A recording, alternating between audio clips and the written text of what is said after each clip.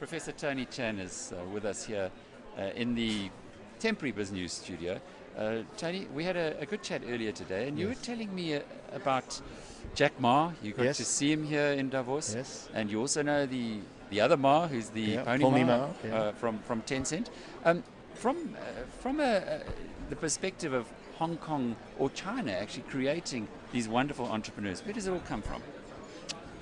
You know, China has talent. China has a need for this business. China has subscribers, you know, the market.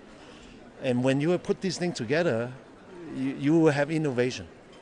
And I think you can call Jack Ma or Pony Ma at the right place at the right time. If they're special people, but if it were not them, they would be somebody else. It's sort of, you know, bound to happen. Are lots more coming through? I think so. I think so, because as I said, you know, there are talents, and there are a huge number of people using this new technology. They're demanding something. And let me mention another example. We all know Apple. China has this thing called Xiaomi. You don't know whether you heard of it. In China, Apple is, in terms of this iPhone, is outside the top five. You know, Xiaomi is now, they probably will be the next IPO. Will be probably in the same order of magnitude as Alibaba. It's interesting. You also have WeChat, for instance, as against WhatsApp in the West, and the facilities are perhaps better on WeChat. Why do you think it is that Chinese technology hasn't yet been adopted in the way that it might have in the West? Yeah, part of it is just communication, the media coverage, you know, and all that. You know, people just don't know.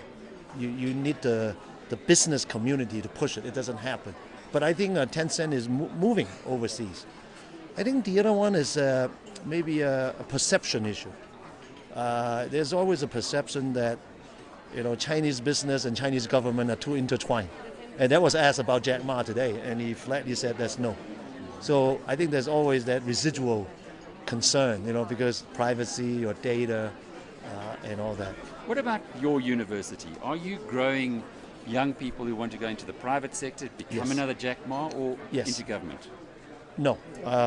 Well, you know, we don't know where they go. But while they are our student, we want to open up their horizon. We want to give them the experience of trying something new. Fail. We want them to have the experience of failing. So we run an entrepreneurship competition. If they win the top few prizes, we give them some money to start up their business. We enter them into teams, like we have a robotics team. They compete internationally. In fact, one of the team members from several years back has founded a company. They make these pilotless helicopters. It's a market leader in the world. And you have been invited, your university, Hong Kong University, invited to Davos, the first Asian university to do so. Do you think this is going to give you a boost in esteem from a global perspective? Now, first of all, I don't know. We are the only Asian university to do Ideas Lab here. I don't know whether we're the first ever, but first ever at the annual meeting. Maybe. Of course, it's a great honor. It's a great platform.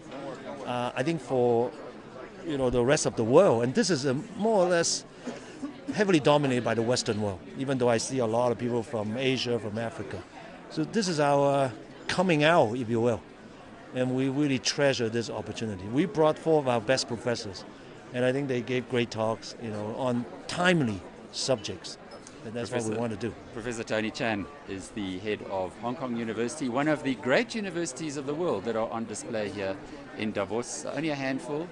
You have Stanford, you have Oxford, and Hong Kong. Thank you. Come to visit us.